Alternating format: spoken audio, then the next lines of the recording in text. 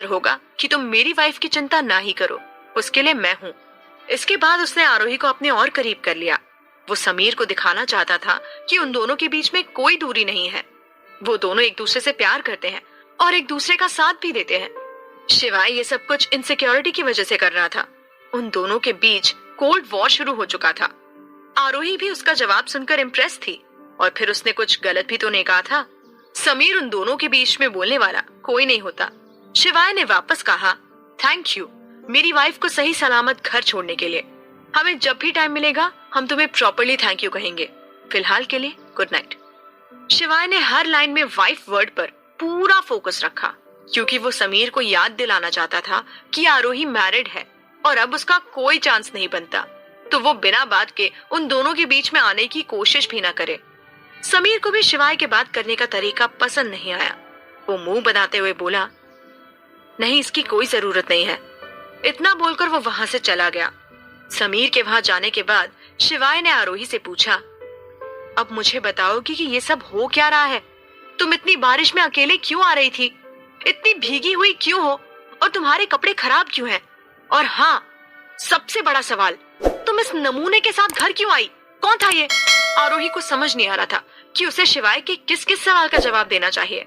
उसने पहले एक गहरी सांस ली और फिर कहा, जब मैं रेस्टोरेंट से निकली तो मैंने देखा कि मेरे पास बिल्कुल भी पैसे नहीं है, इसलिए मैं बस से आने वाली थी, पर रास्ते में हर जगह पानी भर गया था और बारिश भी बहुत तेज हो रही थी। तभी मुझे बीच रास्ते में समीर मिल गया। समीर कॉलेज में मेरा सीनियर था। इसी की गाड़ी की वजह से मेरे कपड़े गंदे हो गए और इसलिए ये मुझे घर छोड़ने आया था। शिवाय ने कहा, ये सब तो ठीक है, पर तुम सबसे पहले चलकर अपने कपड़े चेंज कर लो। वैसे तुम्हारा दोस्त बहुत ज्यादा बोलता है, लगता है उसे तुम्हारी कुछ ज्यादा ही फिक्र है। आरोही ने ऑकवर्ड होते हुए कहा, ऐसा कुछ नहीं है, आप कुछ ज्यादा ही सोच रहे हो। वो दोनों अपने रूम में वापस आ गए। आरोही को कपड़े चेंज करने थे, पर शिवाय वहां से जाने का नाम ही नहीं ले रहा था। आरोही को थोड़ा अजीब लग रहा था, क्योंकि जनरली शिवाय इतनी देर तक उसके कमरे में नहीं रुकता था। क्या उसे आरोही से और सवाल करने थे? यही सवाल आरोही को परेशान कर रहा था। फिर उसे लगा कि उसे बाथरूम में जाकर अपने कपड़े चेंज कर लेने चाहिए। वो शिवाय के जाने का इंतजार क्यों करे? वो नहाने के लिए चली गई और कुछ ही देर में अपना नाइट सूट पहनकर बाथरूम से बाहर आ गई। वो अपने बाल सुखाने के लिए ड्रेसिंग टेबल की तरफ जा रही थी, पर तभी शिवाय उसके सामने आकर खड़ा हो गया। क्या हुआ? आपको कुछ चाहिए? आरोही ने तुरंत पूछा, तो शिवाय ने बड़ी मासूमियत के साथ कहा, सॉरी। सॉरी? आरोही को उम्मीद नहीं थी कि शिवाय उससे सॉरी बोलेगा। वैसे भी जब भी वो ये बोलता था तो टाइमिंग कुछ ठीक नहीं होती थी। शिवाय ने जल्दी से उसे गले लगा लिया। आरोही उसके अंदर से आ रही खुशबू को महसूस कर पा रही थी। ये परफ्यूम उसे बहुत पसंद था। उसके गले लगते ही उसके दिल की धड़कनें तेज हो गई। ये शिवाय क्या कर रहा था? कुछ देर तक आरोही को गले लगाने के बाद शिवाय ने बड़े प्यार से कहा, सॉरी, इसलिए क्योंकि मुझे तुम्हें अकेले छोड़कर नहीं जाना चाहिए था। ये सब मेरी गलती है। इसके बाद उसने और कस के आरोही को पकड़ लिया, जिसकी वजह से आरोही को सांस लेने में प्रॉब्लम होने लगी। ऐसा लग रहा था कि शिवाय का शरीर उस पर भारी पड़ रहा है। वो जल्दी से बोली, इसमें आपकी कोई गलती नहीं है। आपको जरूरी काम से हॉस्पिटल जाना था, राइट? अब आप मुझे छोड़ेंगे प्लीज, मुझे सांस नहीं आ रही है। उसके बोलने पर भी शिवाय बिल्कुल नहीं हिला और तभी आरोही को छींक आ गई। उसकी छींक की आवाज से वो होश में आया। उसने आरोही को खुद से अलग किया और कहा, चलो जल्दी से अपने बाल सुखा लो और हल्दी वाला दूध पी लो, वरना बीमार पड़ जाओगी। आरोही ने वही किया। वो अपने बाल सुखाने लगी। तभी उसने पूछा, वैसे हॉस्पिटल में सब ठीक है ना? कोई फिक्र वाली बात तो नहीं है? नहीं, ऐसी कोई फिक्र करने वाली बात नहीं है। नॉर्मल छोटी मोटी दिक्कत तो होती रहती है। शिवाय ने बेहद फीके तरीके से जवाब दिया। उससे ऐसा जवाब सुनकर आरोही को समझ में आ गया था कि शायद उसके दिल में अदिति के लिए एकदम अलग जगह है। हो सकता है वो अदिति से कुछ ज्यादा ही प्यार करता हो, इसलिए वो उसके बारे में बात ही नहीं करना चाहता। वो इस वक्त खिड़की के पास खड़ी थी और बाहर की बारिश को देख रही थी। तभी पीछे से शिवाय की आवाज आई, वैसे तुम्हारा उस आदमी से रिश्ता क्या था? मुझे तो लगता है कि तुम दोनों बहुत अच्छे दोस्त थे। आरोही ने कहा, हाँ ऐसा ही कुछ था। हम दोनों बहुत अच्छे दोस्त थे। पूरा कॉलेज हमें जानता था। वो मेरा काफी अच्छा सीनियर रह चुका है। हमारी दोस्ती इतनी अच्छी थी कि सब लोग उसकी मिसाल देते थे। पर फिर कॉलेज खत्म होने के बाद मेरा सबसे रिलेशन टूट गया। शिवाय ने धीमी आवाज में कहा। ओह। आरोही ने थोड़ी देर में फील किया कि शिवाय उसके पीछे ही खड़ा है। उसने पीछे से उसे गले लगाया हुआ था। तभी वो उसके कान के पास आकर धीमे से बोला, मुझे आज तुम्हारी काफी चिंता हो रही थी। आगे से ऐसा कुछ भी मत करना जिससे मुझे बुरा लगे। उसकी आवाज और भी ज्यादा धीमी और सेंशुअस होती जा रही थी। आरोही को समझ नहीं आ रहा था कि उसे क्या रिएक्शन देना चाहिए।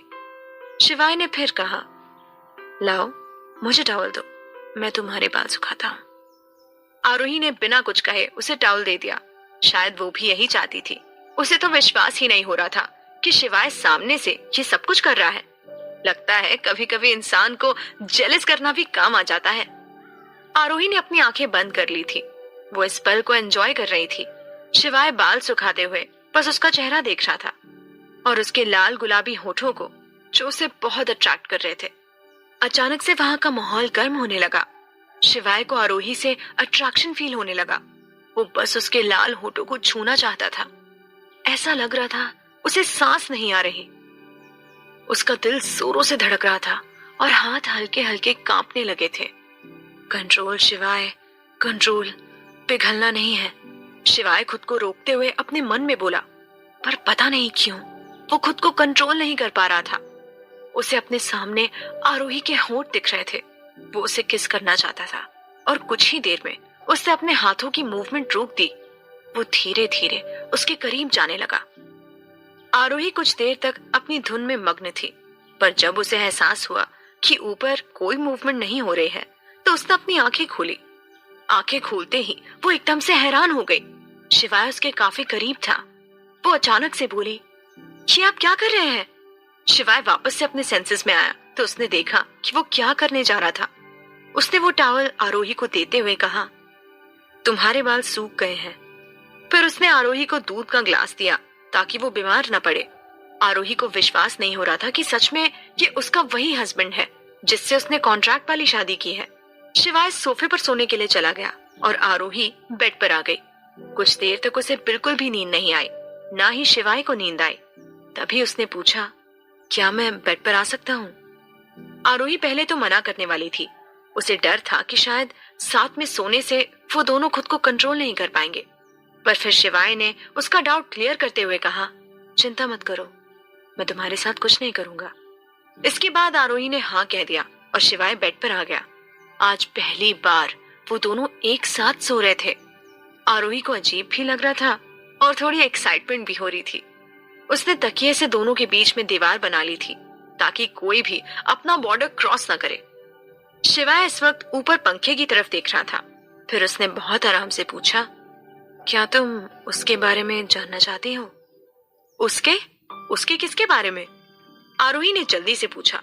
शिवाय ने कहा, तुम अच्छे से जानती हो मैं किसकी बात कर रहा हूँ, अदिति। क्या तुम उसके बारे में जानना चाहती हो? आरोही भला उसे क्यों मना करती? वो तो कब से अदिति के बारे में जानने के लिए मरी जा रही है। एंड फाइनली शिवाय उसे सामने से उसके बारे में बताने वाला था। क्या थी अदिति की सच्चाई? क्या शिवाय आरोही को सारी बात बताएगा?